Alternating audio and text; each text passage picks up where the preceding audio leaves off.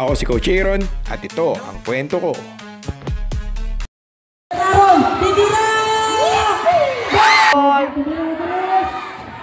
Ayun, so magandang buhay mga tropa pits. So kita nyo naman, kakatapos na yung intrams namin and ang dami ko kasing shoot, sobra. Kaya yan, nasira yung ring. Kaya yan, syempre, to the rescue ang mga varsity players ng Munhay. Kita mo naman nag-ala Spider-Man pa, nasa taas. Kanya-kanyang hawak. Ano ba yan? Kanya-kanyang hawak ng mga bolt. Yan. So, syempre, ari si Foreman.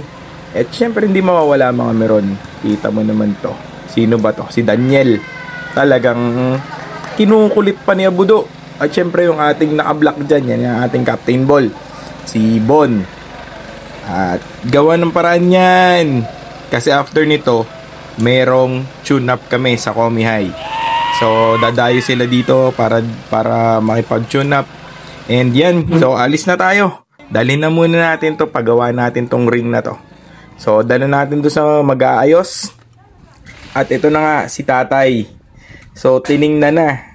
Sabi talaga niya, anong ginawa nyo dito? Ba't basta-basta nyo na lang pinawelding? So, no choice si tatay. Saan niya namin dinala? And, eto na. Tinitingnan-tingnan niya. Iiling-iling pa yan kanina. Talagang sabi, ano ba tong ginawa nyo? Aray ko. So yan, sinimulan na niya. Gra-grinder na niya yung dating pinag-weldingan. Siyempre para smooth na smooth tayo dyan. So kita mo naman si tatay, talagang nonchalant yan ha. Habang tinitira niya yan, hindi talaga naimik. Talagang focus sa goal. Yan. So eto kami, yun, natanggal na niya. So, nung natanggal na niya, kita nyo yan, medyo fininis na niya, smooth na talaga. Para wala talagang, para hindi na may balik. Diba? Ang ayos talaga to si tatay. Talagang walang kagalaw-galaw. Hindi naimik yan. Okay? So, kami, tanong lang kami ng tanong. Ano yan? Ano ito? Pero sige, kung anong tanong, siya lang ang sagot. At ayan na nga. So, finishing touches. Inaayos na ni tatay para maganda.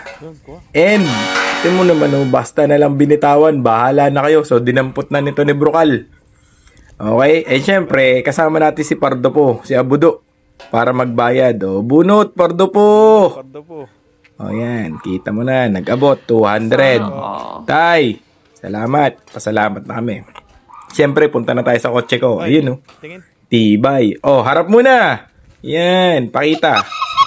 So, ayos na yan. So, syempre, after nyan, sakay na kayo. Dali, tayo hinihintay na. Baka tayo abutin ng siyam-siyam. At talaga nag-intayan pa buksin na yan. Okay, so balik na tayo sa school. Kita man, dito na tayo sa gate. Syempre, papugi yan dalawang yan. Lakad matatag. Okay.